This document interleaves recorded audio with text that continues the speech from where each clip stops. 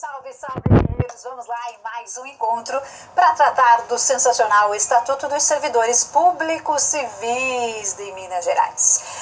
O encontro de agora é para falar sobre direitos, vantagens e concessões. Diria para vocês não se preocuparem com absolutamente nada. Comando de prova quase possibilidade nula, mas tem uma questão que eu achei sobre a temática. Mas antes de adentrarmos a temática é o seguinte, lembrem que no setor público nós temos terminologias distintas lá do setor privado.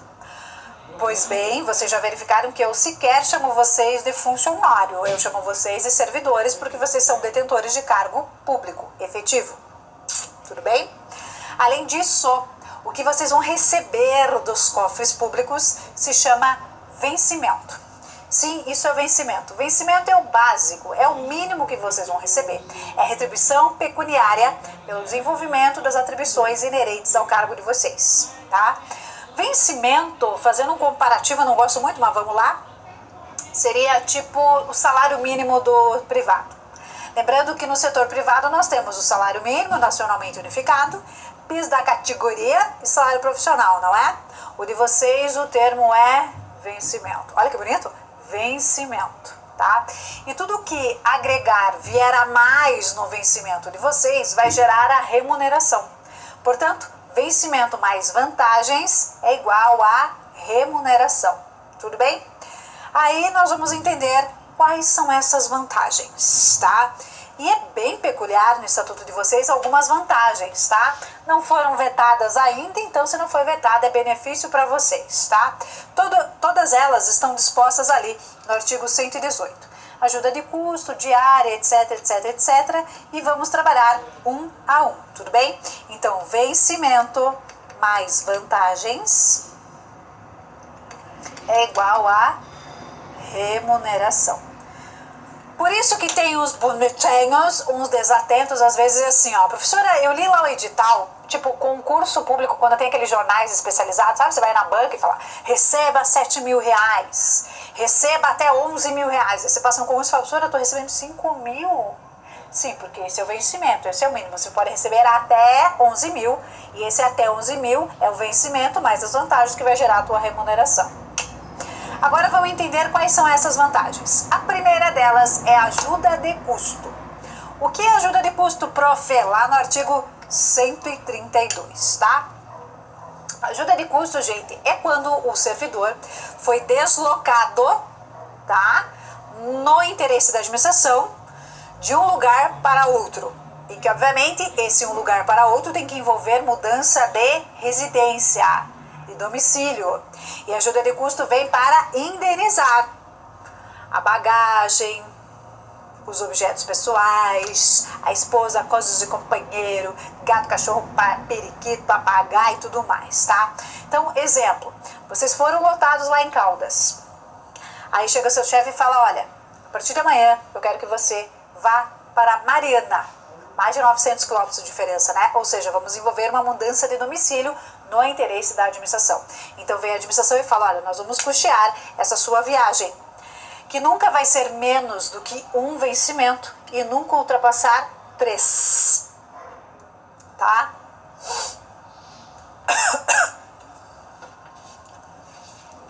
Salvo quando se tratar de servidor que vai trabalhar no estrangeiro. Mas é entre 1, então, professora, qual que é o valor dessa ajuda de custo? Entre 1 e 3, tá? 3 vezes o vencimento que vocês recebem. Lembrando, gente, que isso só vai ocorrer se vocês saírem de Caldas e forem para Mariana no interesse da administração. Repitam comigo, no interesse da administração, no interesse da administração. Por quê? Porque se vocês resolvem, pediram para ser removidos, porque vocês gostam mais de Mariana, por exemplo, obviamente vocês têm, se a administração autorizar, o direito de ser removido, por exemplo, ou foram designados, designados porque vocês querem, obviamente não vai ter essa ajuda de custo. Tudo bem, gente? Com a ajuda de custo? Próxima possibilidade é a diária. As diárias estão previstas lá no artigo 139. A diária, gente, já é por uma questão eventual, né? A diária é o famoso fazer curso para administração, né? Para indenizar a hospedagem, o transporte, a alimentação. Então, por exemplo, né, só que lembrando, a diária só será paga quando for mais de 12 horas e exigir pousada pelo funcionário, tá? Não estamos falando, por exemplo, de um curso efetivado na região metropolitana, onde, por exemplo, não existe a necessidade de pernoitar. Tudo bem? Ah, professora, qual que vai ser o valor da diária? Depende, tudo depende de. Isso será resolvido em regulamento próprio, tá? Para vocês puxarem a memória o que é diária, já foi bastante polêmico no Brasil os cartões corporativos, lembram? Pois bem, isso era para indenizar, né, os bonitinhos, né, dos políticos, alto escalão do governo federal, que saíam para fazer um curso, né, em razão, obviamente, do interesse público. Aí, obviamente, a administração dá o dinheiro e eles têm que prestar conta, simples assim. E aí eles estavam usando para qualquer outra coisa, menos para sequer eles compareciam nesses cursos. Tudo bem, gente? Então, a diferença da ajuda de custo para a diária é o seguinte: a ajuda de custo tem uma questão de mudança de domicílio de forma, não é temporária, é permanente. E quando a gente fala de diária, sequer envolve mudança de domicílio. Vai exigir a questão da pousada, né? Mais de 12 horas. Tudo bem, gente? Essa é uma possibilidade de vantagem também. Auxílio para a diferença de caixa, essa que eu achei strangers, nos dias de hoje não existe mais, mas principalmente na época, né, quem tratava, né, com situação de receber dinheiro. Isso era muito comum aí das receitas, né? Receita Federal, Receita Estadual, óbvio, né? Enfim, né? Aí ele recebia 5% a mais quando desse diferença de caixa. Não está vetado no texto de vocês, portanto, é uma modalidade de vantagem prevista no Estatuto de vocês, artigo 131. 126 traz o abono de família, que eu também achei curioso. Primeiro, que é pago para o ativo ou inativo. E vocês já pegaram a nomenclatura, né? Inativo porque ele não está mais trabalhando. Em tese seria o nosso aposentado. Lembrando que não se utiliza mais esse termo, né? Agora vocês já sabem. Quando será pago o abono de família? Desculpa. Pela esposa, por filho menor de 21 anos que não exerça profissão lucrativa, por filho inválido ou mentalmente incapaz, por filha solteira que não tiver profissão lucrativa e por filho estudante que frequentar curso secundário ou estabelecimento de ensino oficial ou particular fiscalizado pelo governo que não exerça atividade lucrativa até 24 anos de idade. Gente, trocando bem em miúdos, esse abono de família seria o salário família, certo? O salário família é em razão dos dependentes que esse servidor tem. E os dependentes estão instituídos ali. E por isso que tem o inativo. Vejam, basta estar casado para fazer jus ao benefício. Filho menor de 21 anos, desde que ele não exerça nenhuma profissão lucrativa. Filho inválido. Filha solteira, coisa horrorosa. Isso, lembrando, né, nas antigas, 1900 e bolinha. Filho estudante. Secundário ou a faculdade, ou seja, o limite aqui para o estudante até 24 anos de idade, tá? Se ambos servidores, pai e mãe, são servidores, o benefício será pago para quem receber o maior vencimento, não será para ambos, tá? Tudo bem? É importante, gente. Professora, eu sou servidora do Estado e não lembro de receber esse abono de família. Tá? Certamente você não entra aqui nas características dos dependentes, tá? Lembrando, não é texto vetado. Eu procurei na Constituição do Estado de Minas Gerais, não tem, está no Estatuto. E aqui também fala assim, dependendo de um regulamento, principalmente no tocante ao valor, né? Qual que é o valor por dependente econômico, tá? Enfim, esse é o dispositivo trazido aqui. Das gratificações. Será concedida a gratificação ao funcionário que, pelo exercício em determinadas zonas ou locais, pela execução de trabalho de natureza especial, com risco de vida ou saúde, pela elaboração de trabalho técnico ou científico de utilidade para o serviço público, de representação quando em serviço e estudo no estrangeiro ou no país, quando regularmente nomeado ou designado para fazer parte de órgão legal de deliberação coletiva ou para cargo ou função de confiança, pela prestação de serviço extraordinário, de função de chefia prevista em lei e adicional por tempo de serviço nos termos da lei, tá? Aí é o seguinte, você vai falar, tá, professora, como que você vai me explicar? O legislador aqui, ele citou essas gratificações e não entrou ele não adentrou o mérito da questão, ou seja, ele não aprofundou, tá? O que é ótimo. O que significa dizer que não vai vir em comando de prova. Pode vir assim, são classificadas gratificações. Agora, entrar no mérito, gente, não tem como, tá? Hoje a gente sabe, né, risco de vida, periculosidade, risco de saúde, insalubridade, por exemplo, né?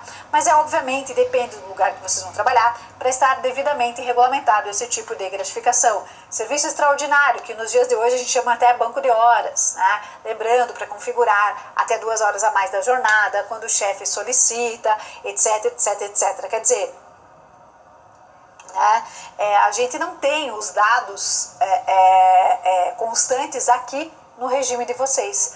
Portanto, é bom que vocês saibam que existem as gratificações previstas aqui, sim, mas em nenhum momento aqui o legislador adentrou a temática, tá? Aí eu diria para vocês, professora, com o que eu tenho que me preocupar? Nada, só que elas existem, tá? Simples assim, tudo bem? Tanto é que, será estabelecido em decreto o quanto das gratificações se refere à linha A e B. A gratificação da E não vai ultrapassar 1/3 do vencimento ou remuneração. A gratificação pelo exercício em determinadas zonas ou locais pela execução de trabalho de natureza especial com risco de vida ou saúde será determinada em lei. A gratificação pela elaboração de trabalho técnico ou científico ou de utilidade para serviço público será arbitrada pelo governador do estado após a sua conclusão. Quer dizer, o legislador cita, mas remete para outros regulamentarem. Sério, professora, sério. Então, se na prova de vocês ver lá, pelo serviço extraordinário, servidor público vinculado ao regime jurídico dos servidores do Estado de Minas Gerais vai receber 50% a mais da hora trabalhada. Assertiva errada. O estatuto de vocês não traz informação. Determinado servidor trabalha numa região considerada de risco. Ele vai receber 75% de adicional. Perante a lei, não tem previsão nenhuma. Não paramos por aí, temos mais. Da função gratificada. Olha, isso daqui é importante, nós já falamos. Função gratificada é instituída em lei para atender os encargos de chefia e outros que a lei determinar. Não perderá a gratificação funcionário que deixar de comparecer em serviço em virtude de férias, luto, casamento, doença, serviços obrigatórios por lei. Quer dizer, aqui o legislador ele falou o seguinte, o efetivo, lembram, que desempenhar uma função gratificada, seja ele chefe, diretor ou assessor, vai receber por ser chefe, assessor ou diretor, certo? Certo. Quanto que é? Depende de previsão do regulamento. Professora, o que é regulamento? Regulamento é do lugar que você está trabalhando, tá? Então, por exemplo, eu vou ser assessor dentro da Assembleia Legislativa. Eu passei num concurso para ser técnico. Mas aí um deputado resolveu me nomear para ser assessora. Professora, quanto que eu vou receber por isso? Não sei. Você tem que ver lá, geralmente no portal da transparência tem, quanto que você vai receber por desempenhar essa função de assessoria. Tudo bem? Das férias. O funcionário gozará obrigatoriamente, por ano, 25 dias úteis de férias. What is this? Está escrito aqui, minha gente. A gente sabe que nos dias de hoje, férias é um direito constitucional de todo e qualquer trabalhador do Brasil, certo? Não seria diferente para os servidores públicos, seja dos municípios, dos estados, do Distrito Federal ou da União. Quando que alguém tem direito de receber férias? A partir de 12 meses de efetivo exercício. E o adicional, sabemos, é 1/3. Tudo bem. Mas aqui o legislador fez essa observação, né? 25 dias úteis de férias. Observada a escala em que for organizada, ok. Tá? Ok. A única observação que eu achei bem esdrúxula desse regime, tanto é verdade que já veio em prova isso, é os 25 dias úteis de férias. A aplicabilidade disso nos dias de hoje, não sei, não existe, gente, não interessa. A importância é ver em comando de prova, que aliás eu não sei se eu trouxe para você, mas eu vi essa questão. Puxa vida. Mas veio em comando de prova, tá? Tinha uma múltipla escolha, foi para... qual que é o órgão, gente? Deixa eu me lembrar, se vocês quiserem procurar a questão, eu não trouxe essa questão, mas eu vi. Foi para CEPLAG. Enfim, tá? Se vocês quiserem procurar, foi uma prova aplicada em 2011. E aí era uma múltipla escolha que dizia acerca das gratificações, dos adicionais, enfim, dos benefícios, vantagens previstas no estatuto de vocês. Eu acho que eu não trouxe porque misturou com um decreto, com outro decreto que não... Era uma pergunta que não falava só do estatuto, ela misturava um decreto mais essa lei, por isso que eu não trouxe. Mas se vocês quiserem a título de curiosidade, procure aí, é só entrar no Google, né, vocês acham, ou ainda no banco de questões do site A Prova, mas enfim, uma das múltiplas escolhas trazia exatamente a informação sobre férias, era a cópia literal do artigo 152. O funcionário gozará obrigatoriamente por ano de 25 dias úteis de férias. E aí a maioria das pessoas que fizeram a prova, obviamente, não colocaram esse comando como correto. E sim, ela foi correta, sim, ela gerou muito polêmica dentro dessa prova, mas enfim, a justificativa, claro, da banca foi a cópia literal, tá? Então por isso que me chamou a atenção, tá? Lembrando, gente, claro que quando a gente adentra o estúdio para gravar uma aula, a gente se prepara, lógico, né? Não só estuda a matéria, como vai atrás, inclusive, de questões, né? Existe a possibilidade ou não de trazer em aula online, né? O intuito, na verdade, do curso é trazer a teoria. As questões, a gente tem o site do A Prova nesse sentido, mas principalmente para conhecer, né, como isso pode ser explorado, haja vista essa peculiaridade de ser uma legislação muito antiga, né, apesar dela estar devidamente atualizada, alguns pontos atualizados e principalmente o que é foco de questionamento, tá bom? Na sequência, a gente tem as férias prêmio. O funcionário agora gozará desse benefício por decênio de efetivo exercício, tá? E são 4 meses.